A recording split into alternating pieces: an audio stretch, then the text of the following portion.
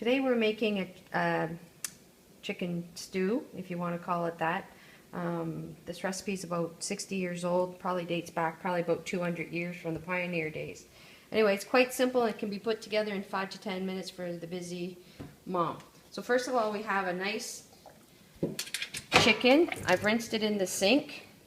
I've also taken a little knife and cut away any of the extra fat here, which I always do when I'm making a chicken or a turkey, or else it'll make your dish very greasy, especially if you're trying to make a gravy. It'll make your gravy really greasy. So I cut away that extra fat. So all I'm going to do now is I'm going to put it into a roasting pan. And I'm just going to pat it dry a little bit, because the next thing I'm going to do is take a little bit of butter. Now, if you can't handle any dairy, you don't have to do this at all. So I just rub a little butter on it just to make it brown more nicer, but you don't have to do that. After that, I'm going to add my vegetables. It's very simple. So what I like to use is what my mother liked to use: carrots,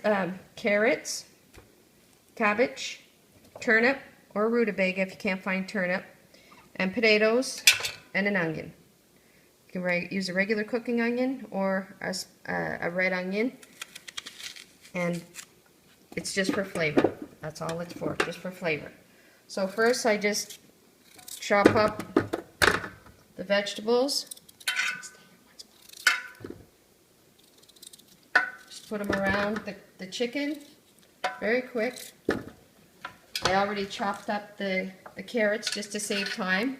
You can use fresh carrots, or you can use the carrots in the bag, but I personally like to use fresh carrots. But if you're in a pinch, you can use that.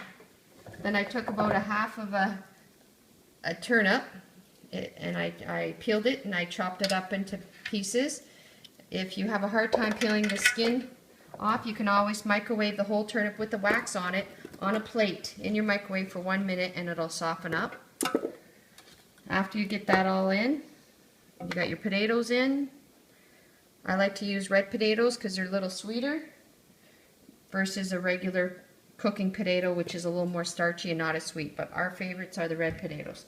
And then last but not least, just chop up cabbage, throw it in great big pieces, almost like wedges, like a piece of watermelon almost, and throw those in there around the chicken, not on top of the chicken, just around the chicken. If you don't like cabbage, you don't have to use it. You can use any vegetable you want, but if you use a vegetable that doesn't take long to cook, like green beans or broccoli or something different like that, then just add them in the last half hour that the chicken is cooking. This meal takes about 2 hours to cook in the oven at 350. The last thing you want to do is add a little salt and pepper. You'll see I use a lot of the same spices in my cooking: salt and pepper, and onion and garlic powder, because if you get too fancy with some of these children-friendly, family-friendly dishes, sometimes the odd taste of some of the different spices like curry will turn a lot of people off. So if you're cooking for a large mass or for kids, sometimes you just got to keep your spices simple. But these marry all the flavors in together. So after that, I'm going to take it over to the oven. I got a pot filler, I'm lucky. Just put about 1 inch of water in the bottom of the pot so it don't stick to the bottom. Last thing you want to do is cover it with tin foil.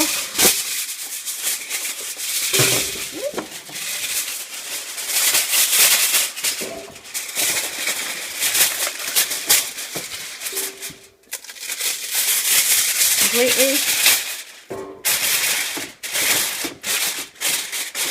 And put the lid on and cook it in your oven. 350, 375. If you have more time, you can put it at 350 for about 2.5 hours. So you can forget it, you can go shopping, come back 2 hours later, and you're all set. And that's how you have homemade.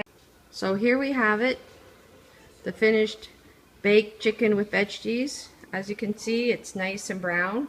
I have a convection oven, so sometimes I can take 5 minutes at the end of the cooking period and put my convection on, and it'll brown it really nice and golden like that. That's what the butter makes it really golden like that. But if you don't use the butter, that's fine.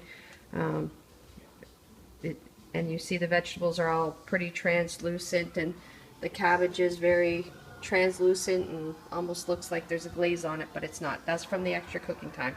So this was a very large chicken, so it took 2 hours and 45 minutes to cook. But you'll know it's done when your vegetables are a little crispy, your cabbage is translucent, and your chicken is golden brown. If your chicken or turkey is golden brown, it'll always be completely cooked. That's how you can tell if a chicken or a turkey is cooked. It'll turn golden brown. If it's not golden brown, it's not done yet. So enjoy.